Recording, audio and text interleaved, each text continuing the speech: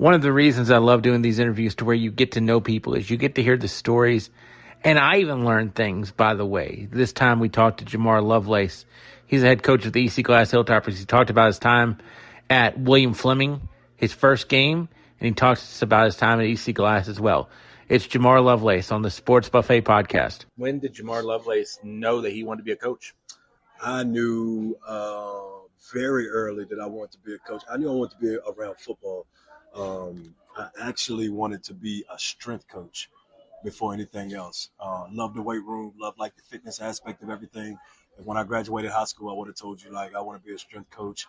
I also done some research on like college football staffs, and I knew strength coaches spent the most time year round with their athletes. Even during dead periods and times where coaches couldn't work with teams, the strength coach was like the consistent piece, the glue through it all. That's what I first wanted to do. Even when I first started teaching and coaching in high school, like taking over the weight room was the biggest thing. So I knew in middle school, 7th grade, that I wanted to be around the game of football, but it was from the perception of like being a strength and conditioning coach more than a head coach or even a position coach.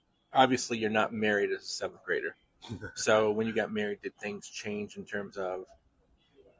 Things did not change. I was I was late getting married, I guess, if you just going by normal folks' standards. So for me, once I'd already kind of established myself in this profession, in this career, it became a part of like what my story was going to be and what my family was going to be shaped around.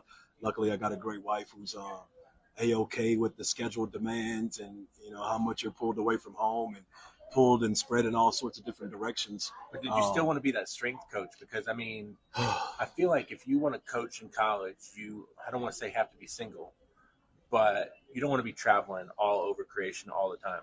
The road to college coaching is completely different than high school coaching. I coached 1 year in college at Hampden Sydney where I just graduated, and that was super demanding. And then I got into high school coaching literally that very next offseason. And for me, it was like, if you want to get in college coaching, you better work your way up from GA level, unpaid level to barely making anything now, level. Is Marty still at Hampden Sydney? Marty was still there. Okay. Yep, Marty Favorite was their coach. I've got to imagine, and with all due respect to Marty, coaching for Marty and coaching for Nick Saban are probably different because you don't have to scour the whole state. A lot of times at D3s, are people coming to you, or how does that work?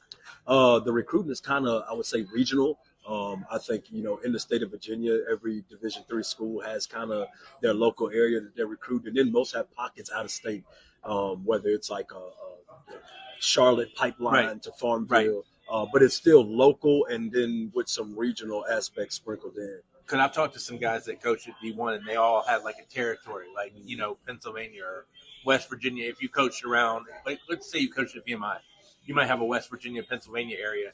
You don't have, Idaho. That's exactly on right. the list. Right. Yeah. But we're also recruiting. Hey, I'm not going to turn down a guy from Idaho if he's a stud. Right. That wants to come in too. Right. So tell me about what's the first job as a head coach? Very first job head coach was at William Fleming. You remember the first game? First game against Lord Botetourt that year. First game against Lord Botetourt. Did not turn out very well. It was an away game, not competitive at all. My first home game was also memorable because it was a 56-0 loss against Pulaski County at home, and I thought that was as like sobering of a head coach experience for game one and game two as you could have, getting thrown in the fire early. Did you have a different mentality that you thought head coaching was going to be like, or did 1 and 2 pretty much, I don't want to say reality TV, but was that reality to you? I think I had a good grasp of what, the head coaching duties would entail, but I think it's kind of like marriage and like having kids, being a parent. Like it's one of them deals where you ain't no book to read that's going to get you, as prepared as you feel like. And I think everybody, you got to do it. And even when doing it, it changes so much from perspective to year one and year two. But I don't think there's a book or manual or experience that can get you like absolutely ready for what's going to happen to you as a head coach. And you also spent some time as an assistant at Monticello, and like you talked about at Hampden Sydney. We'll probably focus a little bit more on Fleming Glass because that's where you had the whistle, so to speak, the big whistle. When you take over at Fleming, you got some legacy at William Fleming. At EC Glass, you have some legacy, no doubt. You come from a place that has some legacy with Brookville, too. Were you prepared for, I don't want to say the old heads, but do you think being a player prepared you? Because you've always got those guys, those 7 or 8 guys or whatever that come around and are really invested in the football program. Not saying that's a bad thing, by the way, to any of those old heads. Yeah. No, that's funny you say that. I remember my time at Brookville. It was like, I thought that's what the most packed sidelines, during my time there as a player, 2011 and 12, on the back-to-back state championship years. I mean, it was so many alumni and guys who've been working the chains for 15 years and guys who just come out and watch the game and stand in the back of the end zone. And I think that you always are, you're always given a welcoming ear to hear the values of, some of the guys who have supported programs for so long. You also want to stick to the things that are best for what can push a program forward. And it's kind of like the perfect merge between, what has worked in the past, respecting the opinions of the forefathers of some of these schools, and then that's mixed on top of doing it your way and doing what is going to equal success. A lot of pressure. It's a blessing to have coached in places that have such deep legacy, tradition, expectations. All that stuff is things that I think a coach will welcome every year. I've heard you in previous interviews state that you had a pretty good, I don't want to say raising, but you were raised with strong morals and strong conviction from at home. Strong. My dad, Ronald Lovelace, he was a former drill sergeant. So he ran his household that way. We had a very solid, strict upbringing, obviously very faith-based.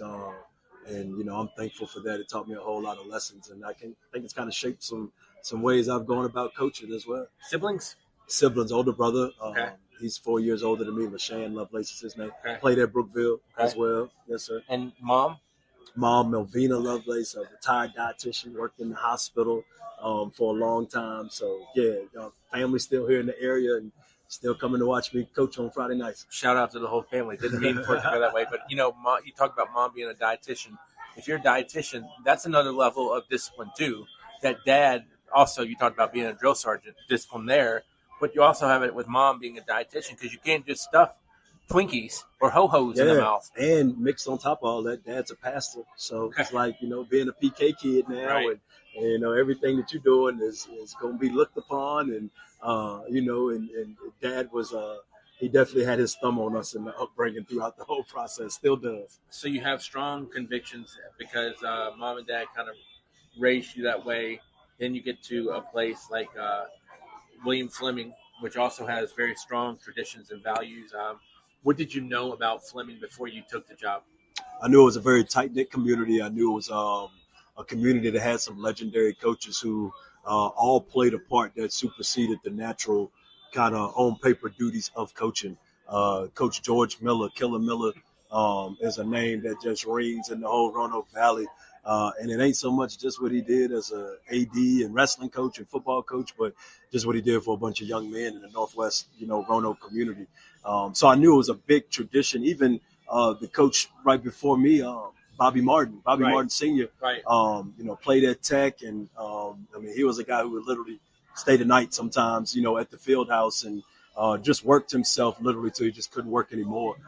So it was a place that was full of blue-collar, hard-working folks who cared a whole lot about the blue and gold and about their community. You may hear music in the background, but trust me, it's a lot better we are in here than outside. We'd be getting wet, and you hear a lot of rain in the background. Now, when you get to EC Glass, you also got that big legend of the 1988 state championship team and Bo Henson on top of you, too. Daddy Bo, what they call him.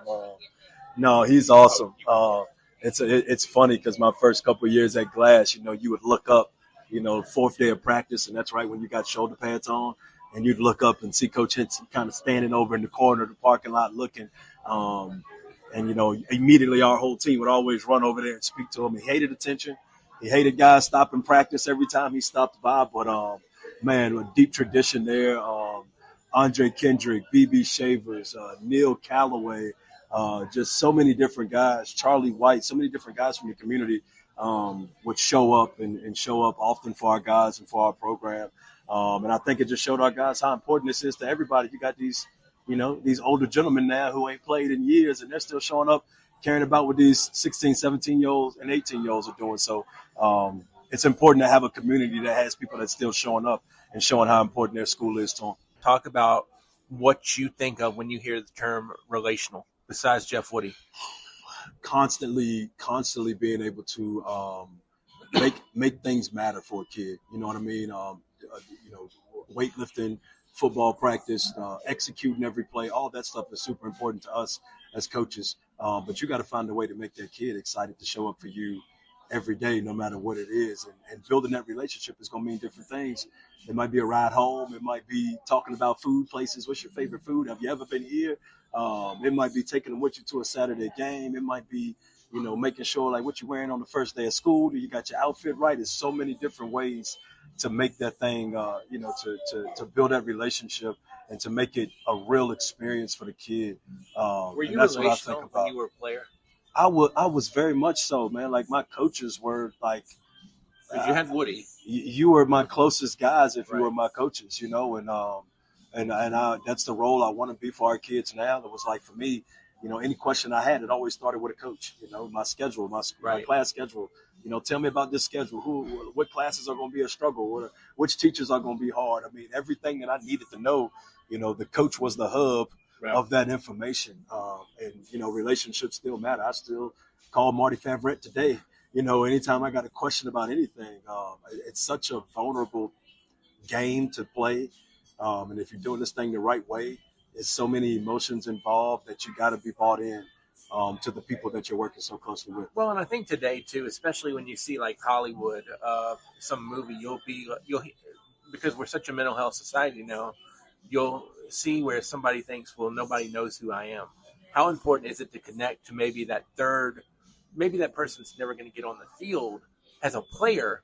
Were you trying to connect to that person because, hey, we do want you to know, we know who you are? Yeah, right. Want to know that you're Yeah. important. Throw out another name for you, man. I had a kid who was the best at kind of, I say he was a locker room glue guy. And I say that because, like, he was the one who, he would make the third string, fourth string, or JV kid that's just dressing out feel like he was the most important guy on the team. Linebacker, running back Thomas Patterson, who played at EC Glass. He played during 2013 to 16 stretch.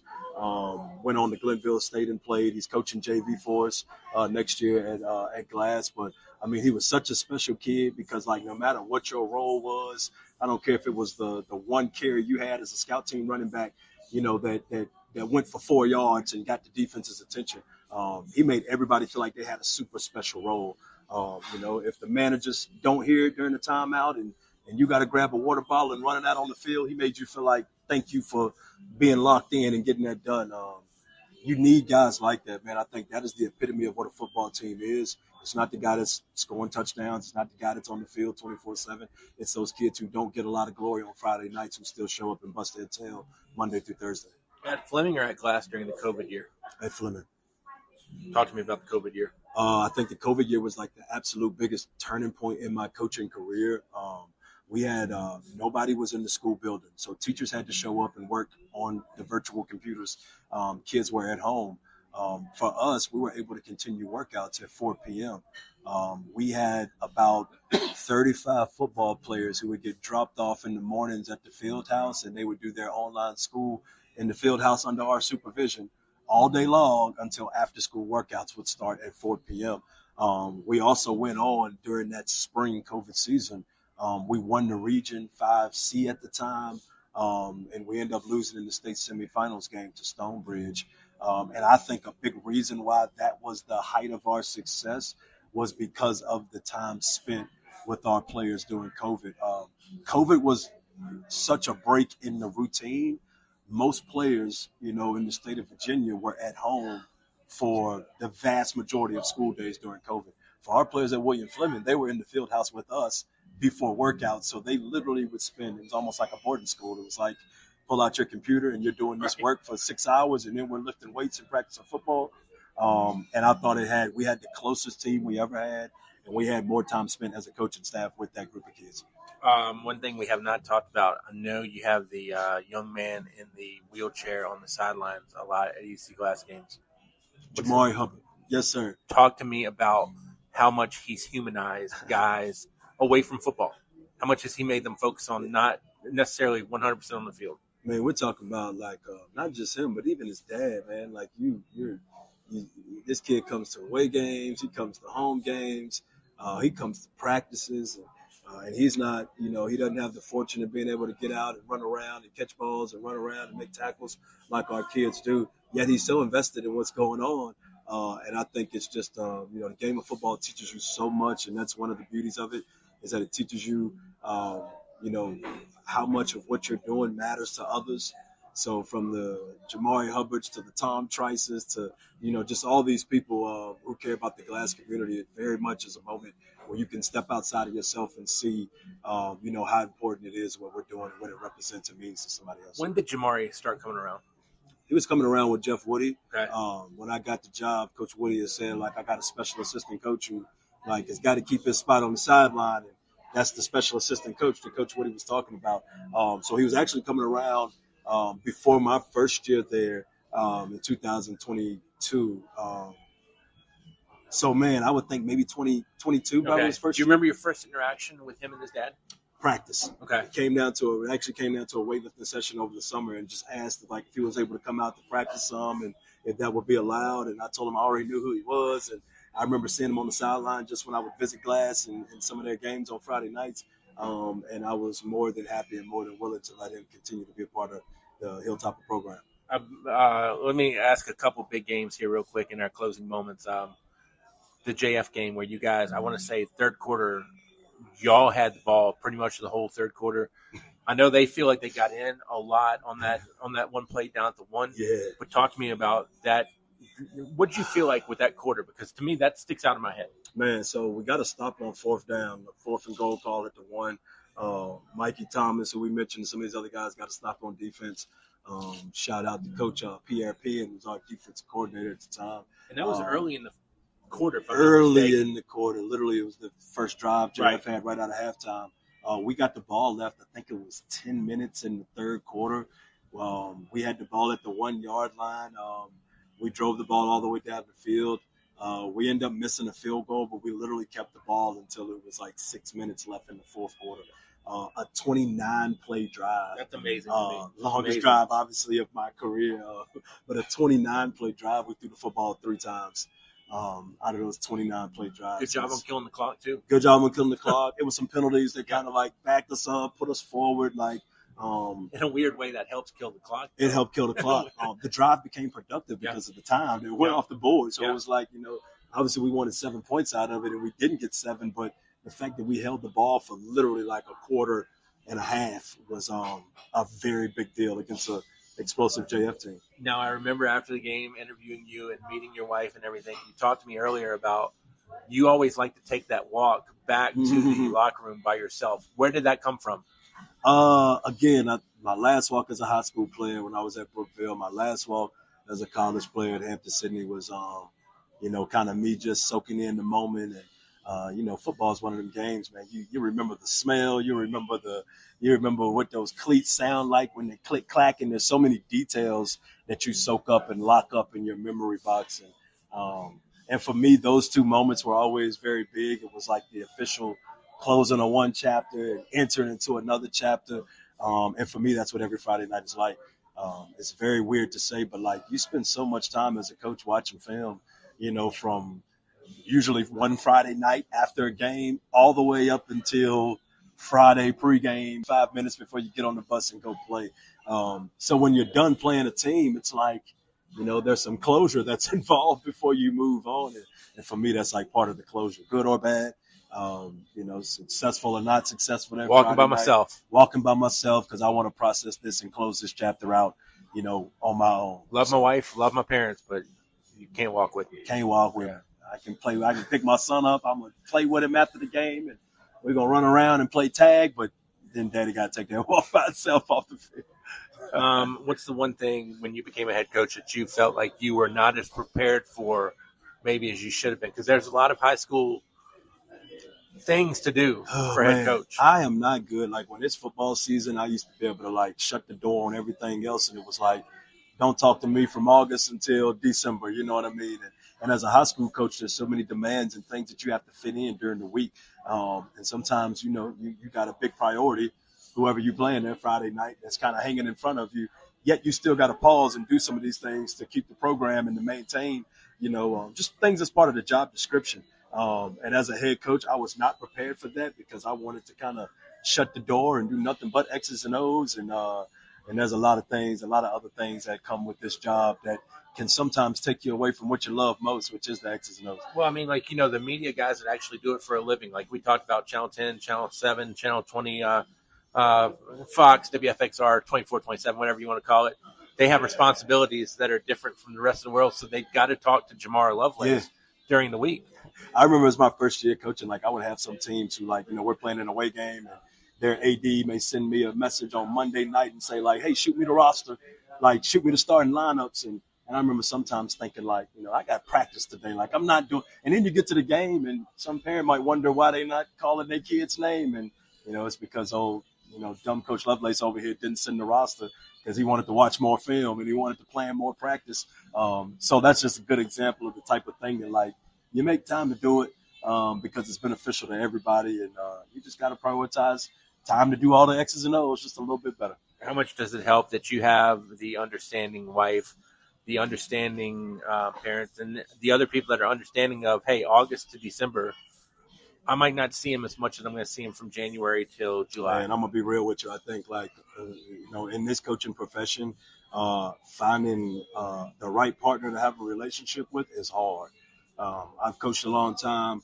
I know a lot of coaches who not a good relationship at home, and or a lot of coaches who can't continuously do this because of demands with kids and family. It is very rare to have a partner who understands the demand of this thing, sees the value in you pouring into so many other kids. My son's almost 2 years old, so this hadn't even really began for so long for me. But it is very hard to spend all your day pouring into other folks' kids and then going home and your kids sleep. You know what I mean? So I am more than thankful for having a wife and family that is willing to, share so much of me with everybody else in the school and the community that I love so much. Final thing. I'm going to give you a word. You give me a definition. Yeah. Success. Pouring the most into a possible outcome that you could possibly have. That's success for me. It ain't just what it turns out. It's how much can you pour into it to get the outcome that you desire. And the last one, leadership. Leadership. Man, taking it on the chin for the greater good. I know that's not a Webster definition right there, but that's what leadership is, man. It's lonely. It's a job where you have to look ahead. It's a job where you have to look outside of yourself.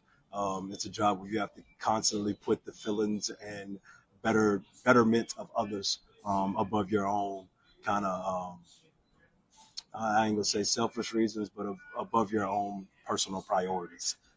You just heard from Jamar Lovelace as Coach Lovelace spun the wheel of his time as a head coach at Fleming, at Brookville, even talked about his playing time and more.